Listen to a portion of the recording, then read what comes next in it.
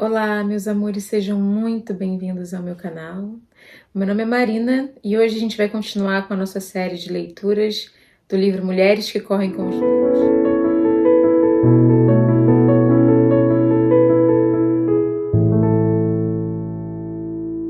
Nesse vídeo, nós estamos conversando sobre o segundo capítulo do livro.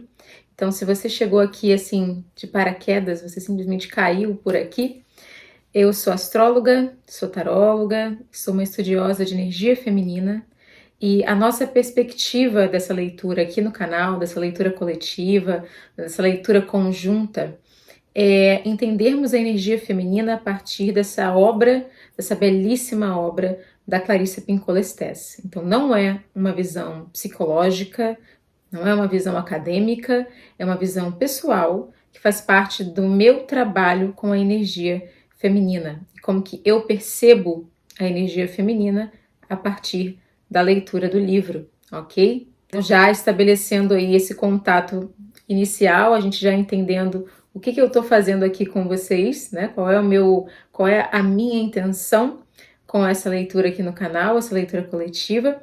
Bora lá conversar, porque é muita coisa, gente.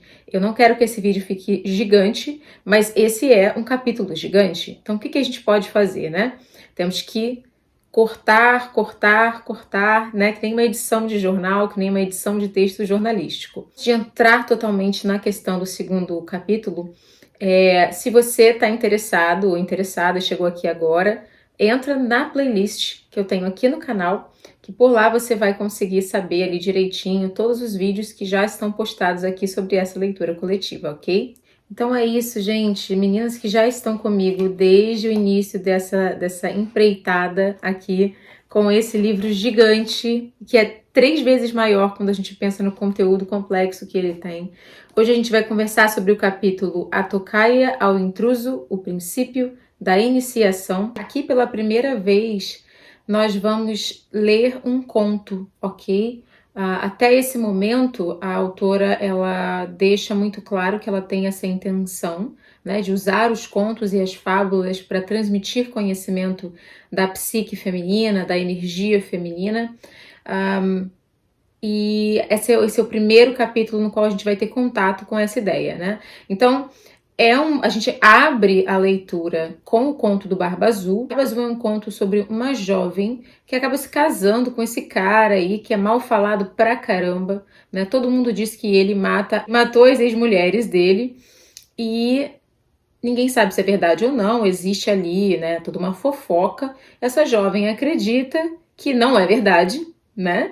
E ela casa com ele e acaba sendo, né, vítima dele. Tem várias versões. Aqui, a Clarissa vai contar pra gente a versão que ela bem quer, tá? Não é a versão, me parece aí mais...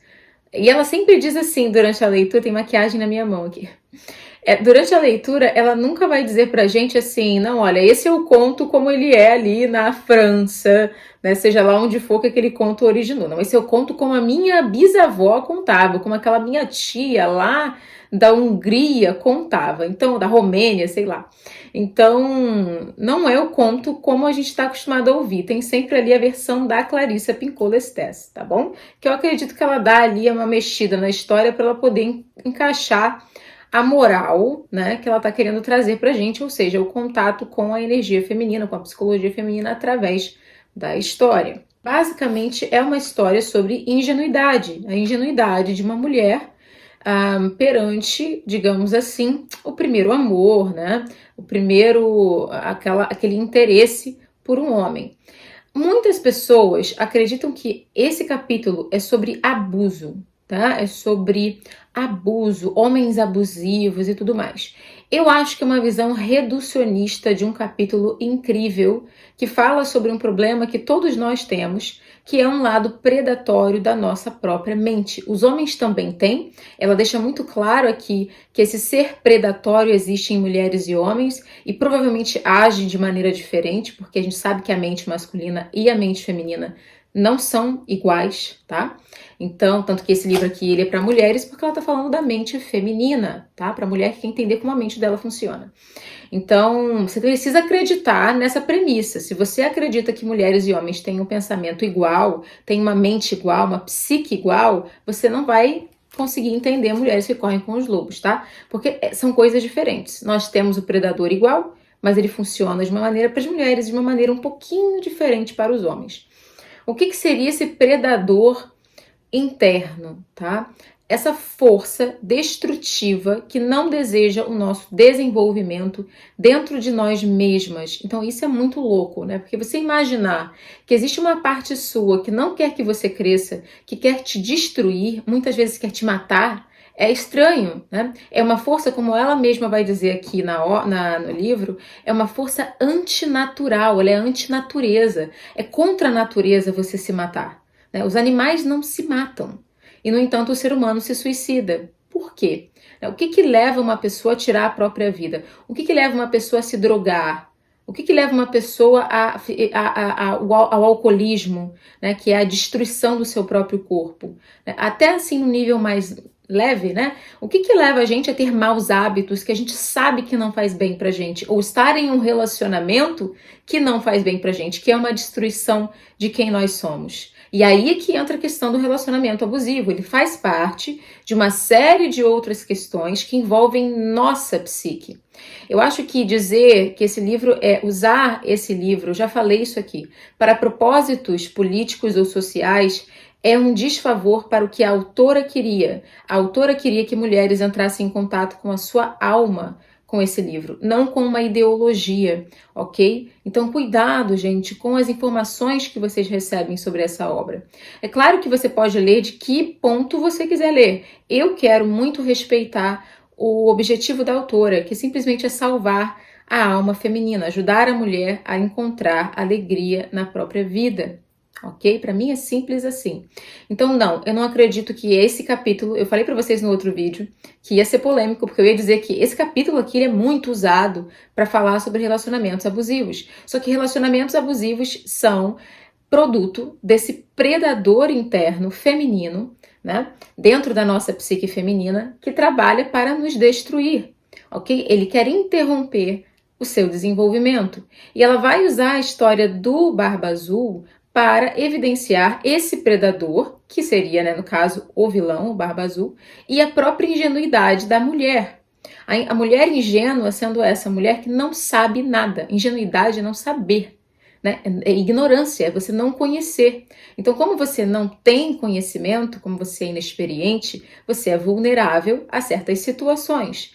Então, essa ingenuidade leva a mulher a não questionar, a não perguntar. Vai falar sobre isso durante o livro, né? O medo de ver o que está na sua frente, o medo de reconhecer o que você está vendo, de agir depois que você vê o que está acontecendo. Quantas vezes a gente finge que não viu algo, que a gente sabe que vai nos prejudicar, mas a gente fica ignorando aquilo, ignorando que aquilo está acontecendo.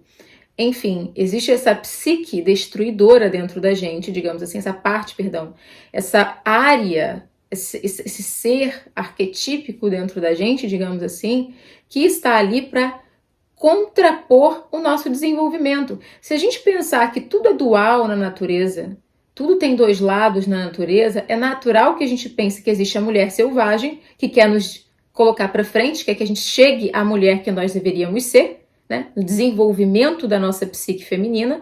E, por outro lado, você tem uma força tem tanta força quanto que vem de contra, né? Que não quer que você se desenvolva, que não quer que você vá para frente, que não quer que você chegue ao teu total potencial como mulher, ok? Como um ser, um ser criativo no mundo. Então é isso, gente.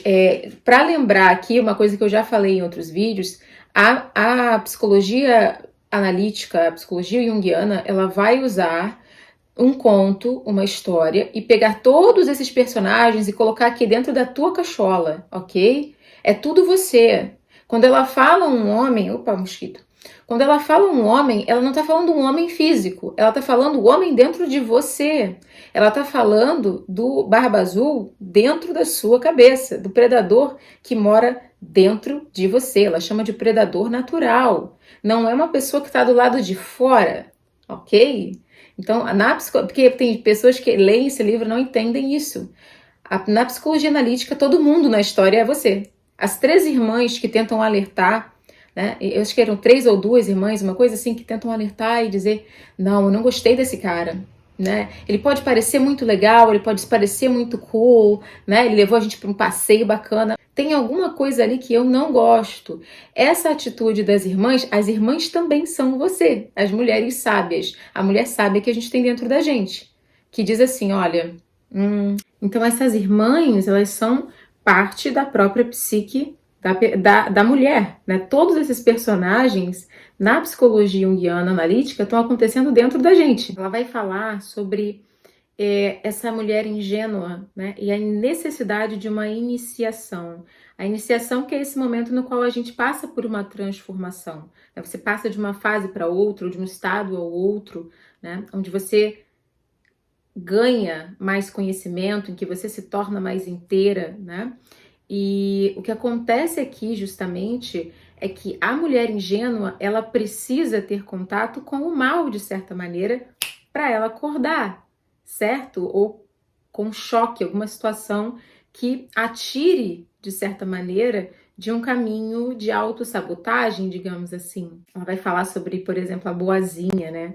A ideia de que se eu for boazinha, tudo vai dar certo. Se eu fizer tudo certinho, se eu fizer a minha... Eu sempre gosto de colocar isso num contexto da mulher moderna, né? Se eu fizer tudo certo, se eu for pra faculdade, se eu pegar o canudo, né, se eu for trabalhar num bom emprego, se eu ganhar bem, se a minha família tiver muito orgulho de mim, se eu tiver um marido, se eu tiver filho, se eu tiver uma carreira, minha vida vai estar maravilhosa. Mas será que é assim que acontece?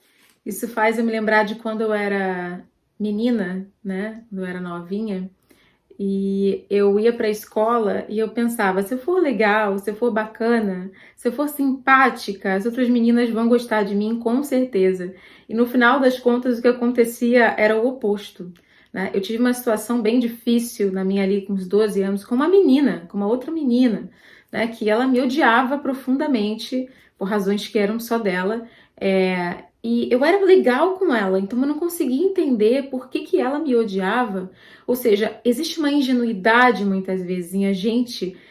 Quando você é muito novinha, você ainda não passou pela iniciação, você não entende que o mundo não é bom e você precisa. Não é mal também o tempo todo. A gente também pode também ter medo da vida e das coisas, mas você precisa conhecer os predadores do lado de fora e do lado de dentro. E geralmente, quando você conhece o predador do lado de dentro, você vai reconhecer ele do lado de fora. É mais ou menos isso que eu sinto quando eu leio certas partes desse capítulo.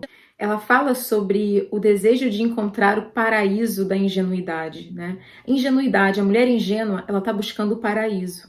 Então ela pode estar buscando esse paraíso nessa ideia que eu citei aqui da boa filha, da boa esposa, da boa namorada, da boa profissional, né? Ou ela pode estar buscando paraíso em um grande romance com um homem, né? Aquele príncipe encantado. Na verdade, a busca do paraíso, não, ela geralmente é uma utopia, e usa-se a palavra utopia porque não existe o paraíso na Terra. A gente não vai alcançar esse paraíso aqui. Então, a ingenuidade naturalmente nos coloca nessa posição de uma extrema vulnerabilidade perante, principalmente, aqueles que já sabem que a vida não é um paraíso. De certa maneira, usam isso contra a gente, né? Usam isso contra a mulher ingênua.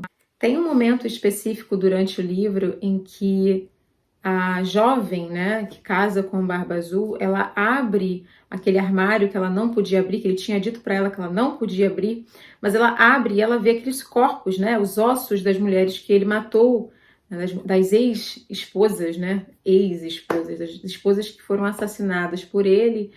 E esse momento, para a visão arquetípica da mente feminina que a Clarissa está trazendo para gente, é um momento em que você se dá conta do que você fez com a sua vida, da armadilha na qual você mesma se colocou, aliando ali a tua ingenuidade, ou seja, você sendo uma mulher ingênua, psicologicamente, não tem a ver com idade, tá? Psicologicamente ou por idade, pode ser um ou outro, tem mulheres mais velhas que ainda são mulheres ingênuas, que ainda não aceitaram passar pela iniciação, não aceitam passar pela iniciação, que justamente exige que você abra a porta do armário, dê de cara com as escolhas erradas que você fez, e geralmente escolhas que foram baseadas ali nessa ação da mulher ingênua e na ação do nosso predador interno, que justamente usa o fato, que usa as ilusões e usa os sonhos dessa mulher ingênua, que tudo está acontecendo aqui, é tudo sua cabeça, você tem que aceitar isso sobre psicologia analítica, senão você não entende, né? E você não vai gostar do resultado.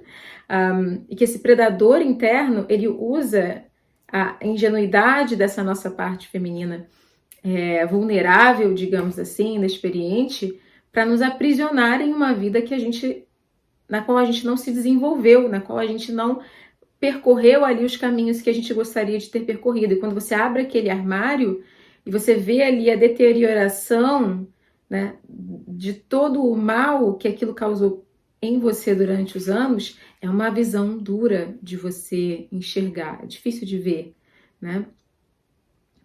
Mas é necessário, porque é justamente nesse momento que você se dá conta do que aconteceu com você. Ela, inclusive, vai usar a expressão que abrindo a porta do armário da morte, né, ela encontra a vida. Isso aqui tem uma parte muito interessante, gente, que é a ideia de que se você não consegue enxergar o que está errado, se você se nega a ver o que está errado na tua vida, né, se você cria um monte de justificativa para você não consegue fazer nenhuma mudança, porque você não está encarando as coisas como elas são. Lembrem da regra que ela vai citar nesse capítulo, não ver, né? Não ver, você não quer ver, a mulher não quer ver, não quer enxergar o que está errado. Ela vai falar da importância da curiosidade feminina nesse capítulo. É a curiosidade que leva a mulher a abrir a porta do armário, né? Então você querer entender você, o autoconhecimento, a terapia, os sonhos, entender, interpretar os sonhos, tudo isso, gente, é uma ferramenta, o próprio tarô, tudo isso é astrologia, tudo isso são ferramentas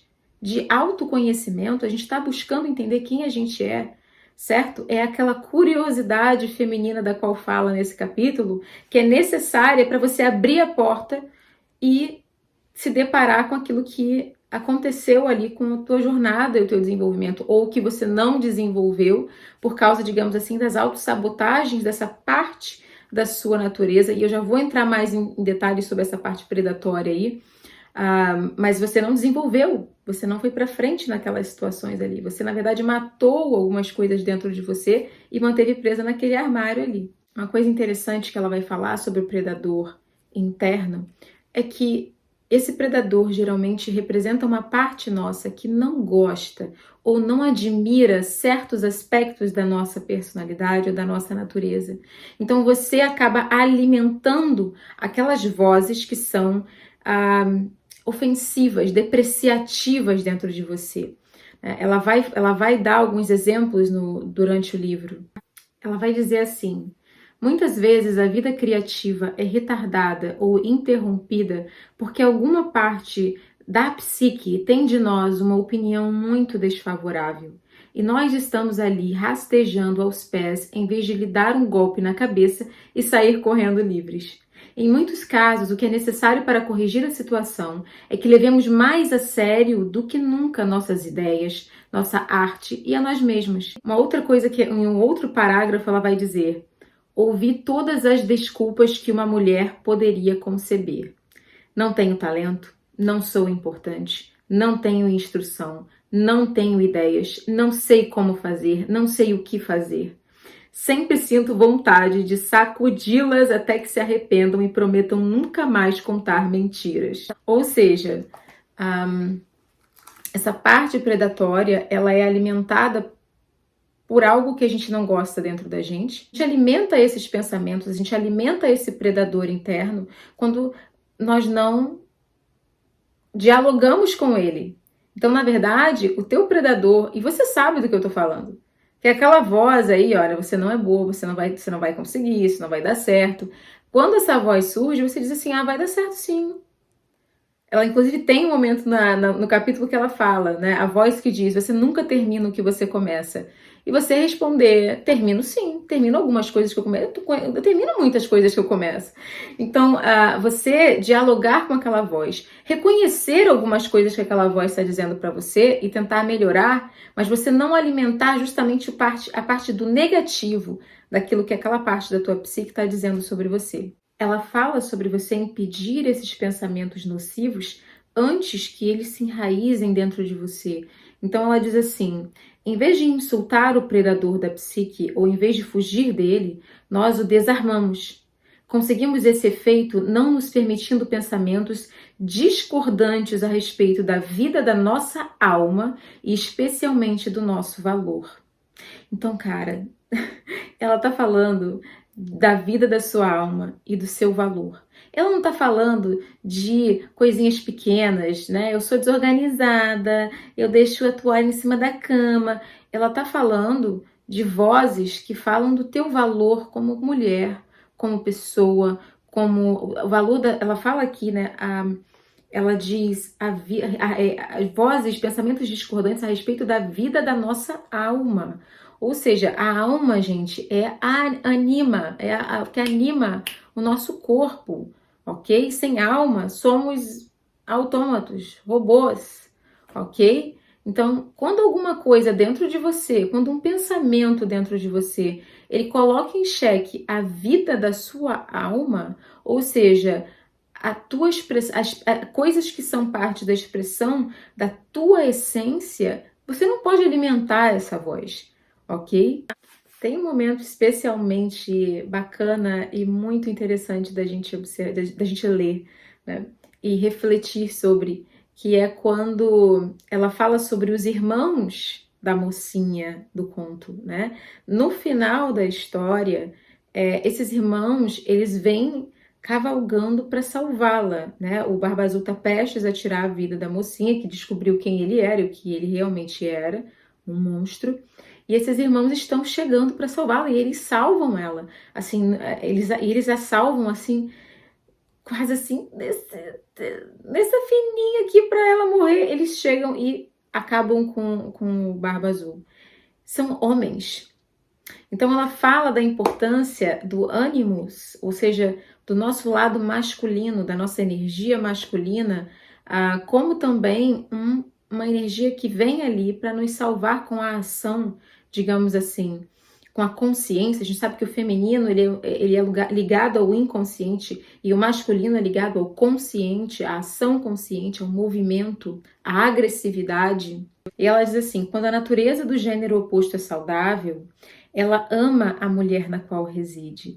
Então a tua energia masculina, ou seja, o menino que você tem dentro de você, ele ama você. E ele vai fazer ali o que é, digamos, às vezes da energia masculina, de te proteger, ajudar você a realizar as coisas que você quer. Olha que interessante que ela vai dizer. Quanto mais forte e amplo o ânimos, ou seja, a parte masculina, ela tenta não falar masculino aqui, né? É uma ponte, mas é energia masculina, tá bom, gente? Com maior estilo, capacidade e desenvoltura, a mulher manifestará suas ideias e seu trabalho criativo no mundo exterior de modo concreto. Uma mulher com ânimos pobremente desenvolvido tem muitas ideias e pensamentos, mas é incapaz de manifestá-los para o mundo lá fora. Se a nossa mocinha, mesmo sabendo que aquele cara era um monstro, mesmo sabendo, ela não tinha força para lutar contra ele. Ela precisava dessa parte mais ativa, que essa parte mais ativa, mais agressiva e mais direta entrasse para salvá-la. Então, o nosso masculino interno, ele é a nossa ajuda para realizar na vida prática, na vida real, aquilo que são os nossos desejos, aquilo que são as nossas vontades, e muitas vezes é o que vai te ajudar. Por exemplo, se você realmente é uma mulher que está numa situação de um relacionamento abusivo, é o que vai te ajudar muitas vezes a ter a coragem, a energia e a ação de sair daquela situação, ok? Os irmãos representam a bênção da força e da ação.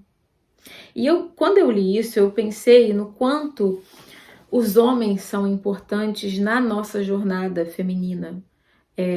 Quando a gente pensa nos homens como uma projeção do nosso lado masculino, né, a gente projeta neles muito do que é o nosso lado masculino, Como que muitas vezes é depois de uma decepção amorosa, de uma traição, de um divórcio, ou depois que você tem um contato muito importante com um homem, que você acorda, que você é despertada.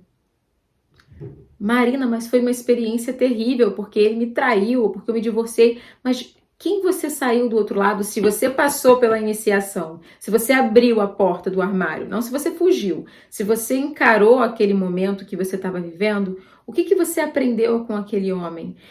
Muitas mulheres, elas, depois de um divórcio, a vida delas muda.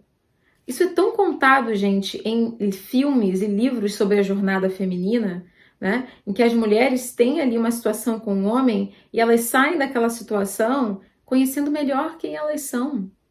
Então, o masculino, é interessante a importância do masculino para acordar nós mulheres, para nos despertar, para quem a gente é, para nossa, até para nossa própria energia feminina, ou seja, a nossa fertilidade, a nossa vida. Se a gente pensar bem nos contos de fada, o príncipe sempre dá um beijo, ele dá um beijo para a princesa acordar, né?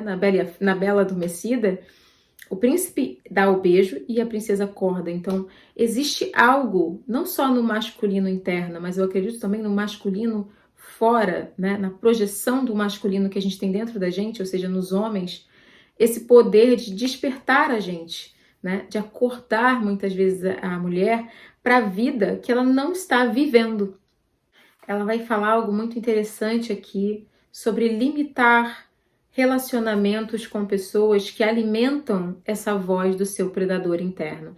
Então vamos dizer que eu me sinto eu sou magra e eu me sinto mal sobre isso, né? Eu mesma, Marina, sempre fui muito magrinha e eu tinha um certo desconforto com essa magreza quando eu era mais nova. Hoje eu não sou mais tão magra, eu já fui bem magra, já pesei 43, 44 quilos, enfim.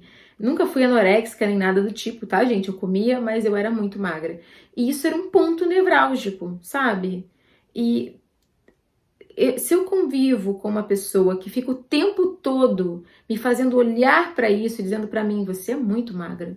Você devia comer mais porque você é muito magra. Nossa, como você tá magra. Essa pessoa, ela tá alimentando esse predador interno. Então, a melhor coisa que você pode fazer, se tem alguém assim na sua vida, é limitar o seu contato com essa pessoa. E eu volto a dizer, gente, ai, Marina, é o marido? Todo mundo quer tornar esse livro aqui sobre guerra dos sexos, né? E não é o objetivo desse livro. Então, eu tenho que dar esse exemplo. Ah, é o marido que faz isso com a esposa? Pode ser. Pode ser o seu marido que faz isso com você. Mas sabe que na minha experiência, quem mais faz isso com uma mulher é a própria mãe dela. Muitas vezes a mãe faz isso com a filha. Pode ser qualquer pessoa, pode ser o seu chefe, pode ser uma amiga que toda vez que vê você tem que lembrar você que você não é casada, né? Que você não tem filhos ainda, né? Aquela amiga, ou o seu marido, né? Gente, se seu marido é o seu predador interno, pelo amor de Deus, abandone esse homem para amanhã, né? Ou melhor, para hoje, ok? Porque ninguém merece ter que conviver com um parceiro, que deveria ser um parceiro, que é o seu predador. Pelo amor de Deus, tá espelhando ou alimentando essas vozes dentro de você. Mas muitas vezes a mãe faz isso com a filha. E as relações, eu como astróloga, eu já sei o que eu olho no mapa para ver que existe uma relação difícil entre a mãe e a filha, entre a minha cliente e a mãe dela. É clássico os elementos que a gente encontra no mapa. E o que eu sempre ouço é, não, você foi em cima da questão. A minha mãe me fez eu me sentir como se eu não valesse absolutamente nada. Então, provavelmente essa menina, ela já tinha, eu vou dar um exemplo aqui, né? No caso que eu trabalhei com essa cliente, ela tinha problemas de fala, ela tinha problemas de com o intelecto, né? Ela tinha dificuldade de aprendizado, que hoje ela não tem mais, é claro, ela é uma mulher adulta, mas ela teve esse processo difícil no início da infância, e a mãe alimentava essa insegurança que ela tinha. Não, porque vocês sabem que ela não bota ela pra falar não, professor, porque se você botar ela pra falar, vai dar errado, ela não fala muito bem. Vocês entendem? Ai, Marina, mas eu posso limitar a minha relação com a minha mãe? Sim, se a sua mãe é o seu predador interno, você precisa aprender a lidar com a sua mãe para que as coisas que ela fala não alimentem esse predador interno aí, que pode sabotar você nas suas escolhas na sua vida e impedir o desenvolvimento, que é o maior objetivo dessa força contra a natureza, ou seja, que vai contra a nossa mulher selvagem, ou seja, parte da nossa psique feminina que quer que a gente avance, que a gente se desenvolva. Ali indo para o final do capítulo, ela também vai falar uma coisa bem legal sobre os sonhos com o homem sinistro. O homem sinistro sendo essa figura que aparece nos nossos sonhos. Muitas mulheres já tiveram esse sonho. Eu já tive algumas vezes na minha vida, em que você acorda, você está sonhando, mas parece que você acordou e tem um homem assim, sentado na sua cama. Ou tem um homem, eu até me arrepio, tem um homem olhando para você dormindo. Isso já aconteceu comigo. E geralmente, ela, segundo a Clarissa, isso é quando você está num momento de iniciação.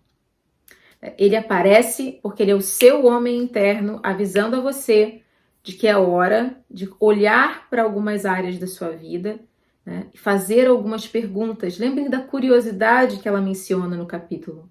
A gente tem que ter curiosidade para entender o que está acontecendo dentro da gente. Senão, você é uma fácil presa, você é uma mulher ingênua. Aqui, já indo para a última página do capítulo, ela vai dizer assim, e eu queria citar porque fica a exortação, né? Ela vai dizer: tente prestar atenção à sua intuição, à sua voz interior. Faça perguntas. Seja curiosa. Veja o que estiver vendo. Gente, quantas vezes você vê e você não vê?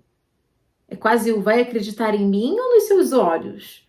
E a gente prefere acreditar no outro e não nos nossos olhos, ok? É disso que ela está falando.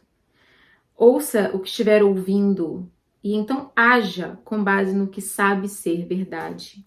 Isso aqui é meio que a cura para não ser a mulher ingênua, ou melhor, para passar por essa iniciação da mulher ingênua. Em uma determinada parte do capítulo, ela tem uma pergunta que ela faz aqui que eu acho tão incrível, que eu até marquei e eu queria propor para vocês essa reflexão. Ela vai dizer assim: o que eu sei no fundo de mim mesma que eu preferia não saber? É aí que está o teu predador. O que você preferia não saber? E você sabe. E você está ignorando porque você não quer ter a curiosidade para abrir a porta. Porque traz assim, é um processo de transformação, né, gente? Transformação nunca é fácil. Transformação não é fácil. É muito fácil pra gente culpar as outras pessoas pelas nossas escolhas, pelo que deu errado na nossa vida, pelas nossas frustrações. Então a culpa é do meu marido, porque ele não me ajudou. A culpa é da minha mãe, porque ela não me orientou. A culpa é dessa sociedade que não é legal comigo. Mas muitas vezes a gente não faz ali a avaliação do que está acontecendo dentro da gente, que nos coloca sempre no mesmo padrão, sempre no mesmo tipo de atitude, sempre no mesmo tipo de problema. Talvez o seu problema não seja o que está acontecendo do lado de fora. Talvez todos esses relacionamentos abusivos ou tóxicos ou, enfim, relacionamentos negativos na sua vida, amorosos, eles estejam acontecendo porque existe dentro de você uma força que se opõe à sua mulher selvagem, que é a força da destruição dentro de você mesmo. Certo? E como que a gente... Por que esse capítulo ele é tão importante, gente? Porque ele fala sobre você entender você e mudar a sua vida. Não é querer mudar o que está do lado de fora, porque a gente não tem como. Você precisa mudar o que está do lado de dentro. Então, é incrivelmente É um poder enorme, gente. É incrivelmente fortalecedor para a mulher. Ela está dizendo que você pode resolver, que você pode entender você. Você pode pegar o teu predador interno. E não esperar que isso aconteça do lado de fora. É uma responsabilidade, isso eu falo disso o tempo todo aqui no canal. É uma responsabilidade sua, a sua alma, não de outras pessoas. Eu espero que vocês tenham gostado, foi um prazer enorme. Eu adoro vir aqui e ter essas conversas com vocês sobre esse livro incrível.